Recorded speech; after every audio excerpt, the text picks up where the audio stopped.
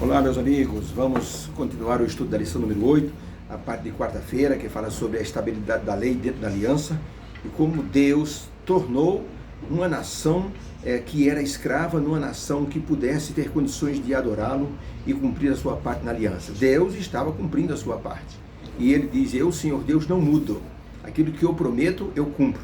Se formos falar da lei de Deus dentro da aliança, nós temos que considerar que a estabilidade da lei de Deus foi dada para a felicidade dos seres humanos. Jesus disse que a lei dele nunca iria mudar. Ele disse: pode passar o céu e a terra, mas nenhum i ou nenhum j jamais passará da lei. Por quê? Porque a lei representa o caráter de Deus. Se for mudar a lei, tem que mudar o caráter de Deus. Por isso que a lei de Deus tem o selo de Deus dentro da sua lei. O quarto mandamento, por exemplo, é o selo de Deus. O selo indica a pessoa, a figura, o personagem principal. Isso é o que contém um selo. E o quarto mandamento tem justamente essa característica. Por isso que a lei de Deus, ela é perfeita, porque ela ajuda o ser humano a andar com perfeição nos caminhos de Deus.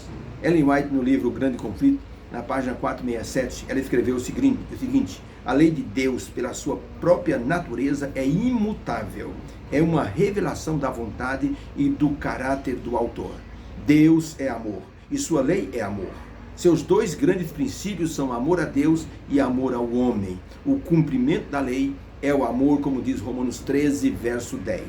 E é uma verdade. O cumprimento da lei é o amor porque Deus está refletido em sua lei, e se ele é amor, a lei também é de amor. Em uma pequena cidade do interior do nosso estado, havia um juiz muito correto, um homem assim que todo mundo admirava pela sua forma correta de julgar. Um dia, um amigo dele de infância foi considerado culpado e assim suspeito de um crime e foi levado aos tribunais. E esse homem era o juiz. Todo mundo sabia que os dois eram amigos. E as pessoas esperavam que o juiz fosse misericordioso e então abrandasse a pena dele, ou desse uma coisa simples, como cumprir trabalho na comunidade. O juiz, no entanto, considerou o caso e deu uma pesada multa para aquele homem. Todo mundo ficou espantado. Repórteres que estavam ali no tribunal ficaram boquiabertos. Rapidamente já colocaram na internet a decisão daquele juiz, que condenava aquele homem a uma pesada multa. Era realmente muito estranho. Mas antes que terminasse ali o momento do tribunal, ou seja, aquele julgamento, o próprio juiz desceu da sua tribuna, foi até o oficial que tinha ali a condição de cobrar aquela pesada multa, e ele então, tirando do bolso o seu cartão de crédito, mandou assim descontar a multa que era do seu amigo. E todo mundo aplaudiu. Aquele juiz cumpriu a lei, mostrou a estabilidade da lei, mostrou que a justiça precisava ser feita, mas mostrou também misericórdia, ele mesmo pagando ali o preço que exigia a lei. Podemos dizer que Deus mostrou que sua lei era possível de mesclar a justiça com misericórdia. E por isso, Deus instituiu no deserto o sistema de sacrifício, para que o povo pudesse vislumbrar em cada sacrifício feito a pessoa do Cordeiro de Deus que tira o pecado do mundo, a saber, o Senhor Jesus Cristo. Em cada sacrifício, ou em cada dia da expiação, que era uma vez por ano, o sacerdote limpava o acampamento dos pecados que estavam acumulados. Nesse dia, todo mundo precisava estar muito bem consciente de sua condição. O sumo sacerdote era consciente de sua condição, ele se purificava, ele oferecia sacrifício por ele, para que ele pudesse ser o intercessor pelo povo. Nesses rituais, tudo, Jesus estava prefigurado para o povo. Então, Deus mostrava ali justiça mesclado com misericórdia. Diz a Bíblia: a alma que pecar, essa morrerá. Mas também diz o livro de Ezequiel: não tenho prazer na morte de ninguém, disse Deus. E Deus então mescla, através da sua lei, justiça com misericórdia. A pergunta número 4 diz o seguinte: o que Deus representa dentro da aliança quando ele coloca a sua lei na aliança? O que Deus representa? Vamos aos versos bíblicos. Malaquias 3, verso 6. pois eu, o Senhor, não mudo. Por isso, ó filhos de Jacó, vocês não são consumidos. Ainda em Tiago 1,17, toda boa dádiva e todo dom perfeito vem do alto, descendo do Pai das luzes, em quem não há mudança nem sombra de variação. Então, para a pergunta, o que Deus representa dentro da aliança quando ele colocou a sua lei? Resposta: a lei de Deus é a revelação do caráter divino e mostra a suprema verdade de que Deus não muda, por isso a sua lei é imutável também. Quando Deus colocou a sua lei na aliança, Deus estava colocando o caráter dele na aliança. Então, Deus representava uma bênção através da lei para o povo. E Deus estava dizendo: eu, Senhor, não mudo. E Tiago diz: toda bênção que nós recebemos vem de Deus.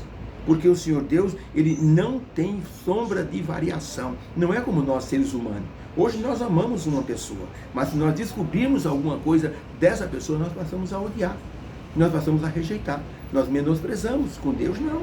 Deus ama de maneira constante e imutável. A lei de Deus representa a sua vontade, representa o seu caráter perfeito, e isso nos dá uma garantia de que podemos confiar plenamente em Deus, que nos ajudará a cumprir a nossa parte dentro da aliança.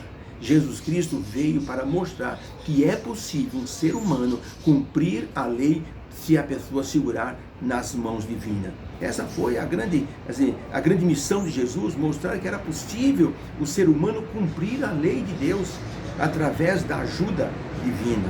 Aqueles que desprezam a lei de Deus estão desonrando a Deus, porque a lei de Deus representa o caráter dele. Então, se eu desonro a Deus, eu não sou amigo de Deus. A lei de Deus foi dada para a proteção dos seres humanos, dos filhos de Deus. Na África, é muito comum que os nativos façam grandes cercados para colocar ali algumas quantidades de ovelhas e de cabritos. O que é que eles fazem? Eles pegam 10 troncos e fazem então as bases para aquele cercado. E então assim protegem o rebanho. Os leões, eles são espertos. Eles procuram nesses 10 troncos, qual é um que está mais ou menos amolecido. Ele passa então a dar cabeçadas até que derruba um dos troncos, ele entra dentro do cercado e mata os animais. Por isso é importante que nós entendamos que a lei de Deus, ela é imutável, ela protege o ser humano. Pergunta número 5. Se guardar a lei não salva ninguém do pecado, por que a lei estava na aliança? Existe aqui uma expressão: acaso andarão dois juntos se não houver entre eles acordo? A aliança é um acordo entre nós e Deus, e esse acordo tem que ter regras. Deus nos salva pela graça e não por obras da lei. Somos salvos e, portanto, passamos a guardar a lei porque estamos salvos. E essa é a grande bênção de guardar a lei de Deus. Deus é santo e sua aliança conosco é uma aliança santa também. O papel da lei não é salvar, é mostrar que nós estamos em erro. O papel do espelho não é limpar, é mostrar que existe uma sujeira. Por isso, a sua lei tem que ser obedecida, porque mostra onde estamos com defeito e Deus então nos ajuda a consertar. Precisamos dar valor à lei de Deus. Um homem levou uma pedra numa joalheria. Era uma pedra tosca. E esse homem da joalheria examinou, viu o catálogo, olhou e disse: isso aqui, meu amigo, não é uma pedra, isso é um rubi. Um rubi que vale muitos milhões. Como assim um rubi? Aquele homem ficou espantado, mas está na minha casa há muitos anos, está sendo jogado de lá para cá. E então ficaram espantados com o valor, valia mais de 3 milhões. E estavam jogando de lá para cá aquela pedra preciosa.